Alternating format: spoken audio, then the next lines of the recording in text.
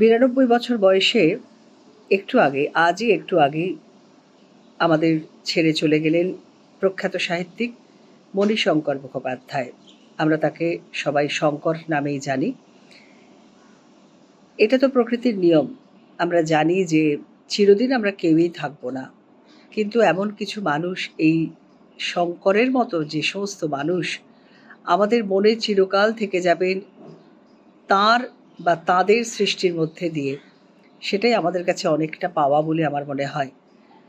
তার এই বয়সে এসে হয়তো সেই রকম লেখার ক্ষমতা ছিল না, সম্ভব হয় না, কিন্তু তিনি যা দিয়েছেন, আমরা যারা একটু আধটু সাহিত্য চর্চা করতে পারি, বাংলা সাহিত্যকে আমরা অন্তর থেকে ভালোবাসি, আমরা জানি আমাদের কাছে শঙ্কর কোন জায়গায় রয়েছেন এবং চিরকাল থাকবেন।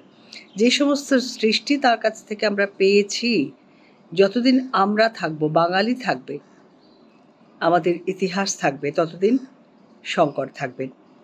কেউ চলে গেলে আমরা অবশ্যই বলি অপূরণীয় ক্ষতি, কিন্তু না, আমি মনে করি তার সৃষ্টিগুলো তো আমাদের মধ্যে রয়ে গেছে। তাকে যে আমরা পেয়েছিলাম বাঙালি হিসেবে, মণিশঙ্কর মুখোপাধ্যায় যে আমাদের মধ্যে ছিলেন, এটা আমাদের আপামর বাঙালির অহংকারের জায়গা, গর্বের জায়গা।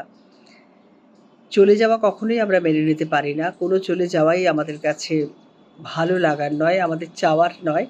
কিন্তু তবুও বারবারই একটা কথা বলছি, এটাই নিয়ম। আমরা কেউ অমরত্ব নিয়ে আসেনি। তাই তিনি তার জীবনে আমাদেরকে যা দিলেন, সেটাই আমাদের কাছে অনেকটা প্রাপ্তি। আর অদ্ভুতভাবে কাল ভাষা দিবস, ঠিক তার আগের মুহূর্তেই আমরা হারালাম বাংলা সাহিত্যের অন্যতম পুরুষ মণিশঙ্কর মুখোপাধ্যায়কে। যেখানে এসে দেখা যাচ্ছে বাংলাটাই কিরম একটা খিচুড়িতে পরিণত হয়ে গেছে ইদানিংকালে।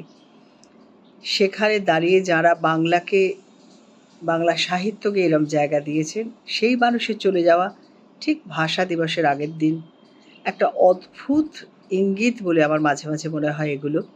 কিন্তু না, আমি ভীষণ আশাবাদী। যেটাই হোক, যাই ঘটুক চতুর্দিকে, আমাদের বাংলা সাহিত্য এবং বাংলা আমাদের মায়ের ভাষা চিরকাল থাকবে। মণিশঙ্কর মুখোপাধ্যায়ের আত্মার শান্তি কামনা করি। বারবার এরকম মানুষ যেন আমাদের কাছে ফিরে আসেন বাংলা সাহিত্যকে উজ্জ্বল করার জন্যে।